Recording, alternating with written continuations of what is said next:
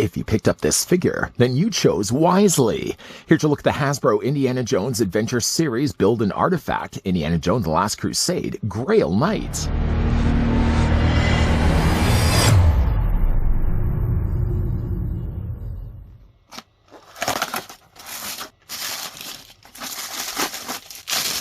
Indiana Jones races against the forces of evil to find the Holy Grail and keep it from falling into the wrong hands. Kids and collectors alike can imagine the action and adventure of Indiana Jones with figures from the Indiana Jones Adventure series. With exquisite features and decoration, this series unearths the quality and realism that Indiana Jones devotees love. I suppose first what we'll do before we look at the spiritual knight is grab the tape measure and see how tall he stands. Now originally he didn't actually have a name in Indiana Jones The Last Crusade, only really named the Grail Knight. But actually in the first draft, or one of the revised first drafts of Indiana Jones, he was actually called Lord Dǝvᴆous, Signer of St. Gobain and Fallumbray. I guess maybe Grail Knight was a little bit shorter. Though the Grail Knight in this case stands actually about 6 inches in height, the figure is going to be about 15 centimeters tall. To have displayed along with Lord Dǝvᴆous, let's actually bring in some of the other figures that we've already had a look at. In the order working backwards, the last figure we actually had a look at from The Last Crusade was, of course, Henry Jones Sr. Then just before that, we actually had a look at Elsa Schneider, and of course, just before that, we also had looked at Indiana Jones from also The Last Crusade. While he could have very easily just come include with this sword and the correct cup of Christ, what he does actually come include with quite a lot more. I'm going to also bring in the table as of where we've left off things. Now, obviously with Henry Jones Sr. really filling out the table, it gave us also a chance to kind of add all these extra things that weren't there before. Now, in the initial review, the earlier review of Henry Jones, I think he actually came included with a little silver saucer. On the slotted side there was also an absent space. So to come included with the Grail Knight, you get yourself also the other silver tabletop. Now this actually piece just attaches by the clip provided down below here.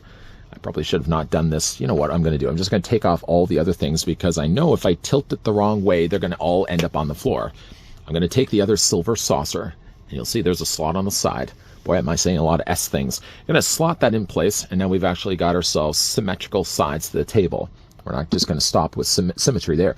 He also comes included also with the flaming bowl. The flaming bowl, if I just grabbed the other one, came included also with Henry Jones. And it seems to be that they're almost identical. Maybe they are identical.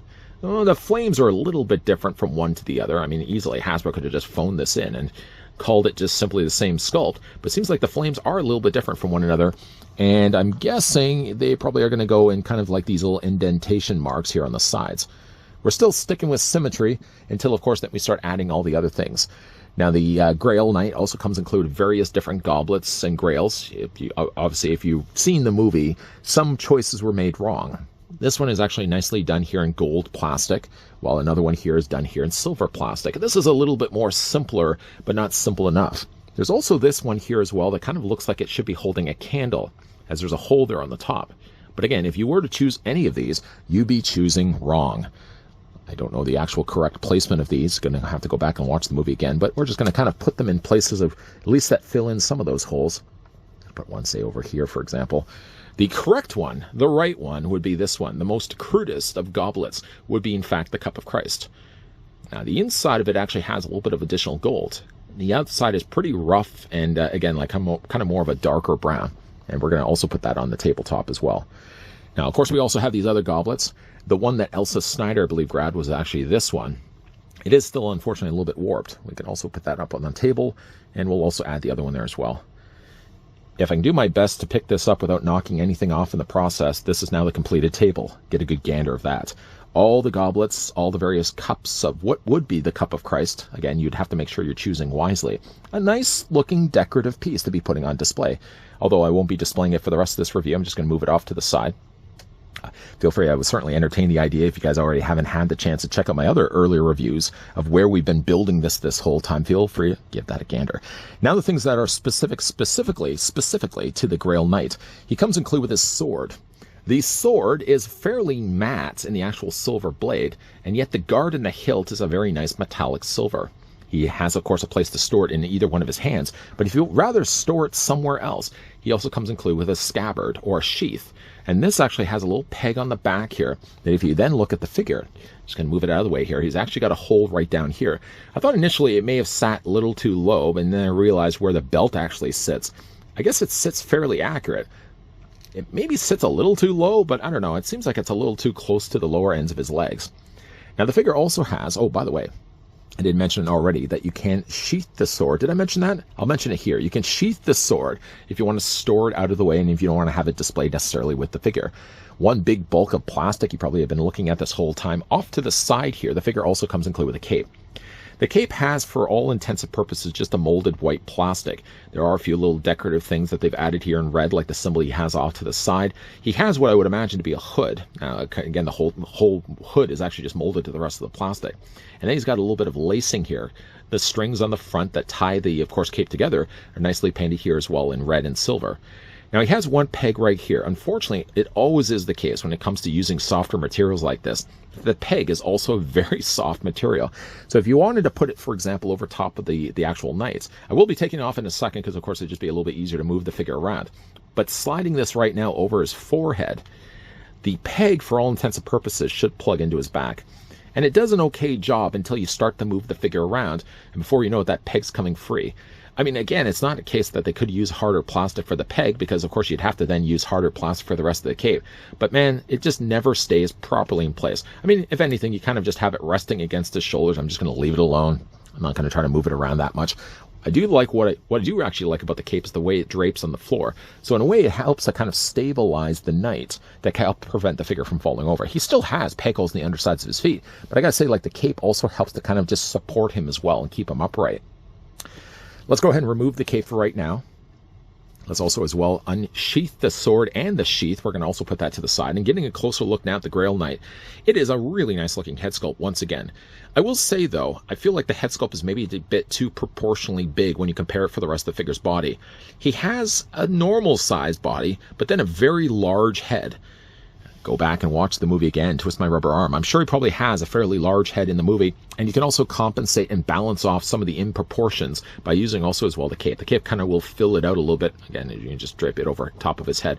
But it's a good overall head sculpt. A more aged knight, the actor by now has long since passed on. I really did like his performance in the movie for what little we actually saw of him. The beard has been painted really nicely here in white. The smaller eyes, very small eyes, are painted well there as well. And you can also see as well they've painted in the eyebrows. The chainmail that he has for his hood here is, again, nicely sculpted. It didn't have to mean necessarily individual links, but like looking at closely how well they've sculpted it, it does look like it would be an actual metal chainmail. Really nicely done. Similar symbol there is also featured here in the front. His tunic that he wears has a slit on the side, though that's going to give him a little bit of additional posability when we get to that point in the review. And of course, he also has chainmail gloves and chainmail sleeves. I would imagine it'd probably be quite awkward to be walking around with chainmail. I mean, thank goodness we're not back in medieval days. Although I have seen some people wearing chainmail. I don't know if that would still be socially acceptable. The figure has some decent paint there applied for his belt. He's got some additional rivets that have been added there in silver as well. He doesn't get anything, unfortunately, here for the belt. I don't know if that would be movie accurate, whether that's supposed to be left off like that or just Hasbro didn't decide to actually paint these parts. But overall, again, it's a nice looking figure. For the figure's articulation, his head sculpt's going to be on a ball joint. Now, normally would have been the case when we looked at these earlier Indiana Jones figures that normally you'd have a head point, a head articulation point, and then you also have a neck articulation point. It seems to be the case, if you actually can look underneath the chainmail, that he still seems to retain a ball joint in the head, which seems really strange because you can't really move the head separately. Or if anything, you can move the head separately, but then why would the neck have some additional articulation? The only thing I can think of is it gives some additional articulation where you can actually move the head up and down, and of course back and forth as well. The arms do come out, even though as large of the big bulk that he has for the plastic here, still manages to pull off still 90 degrees on the arms. You can of course take those arms and also rotate them all the way around.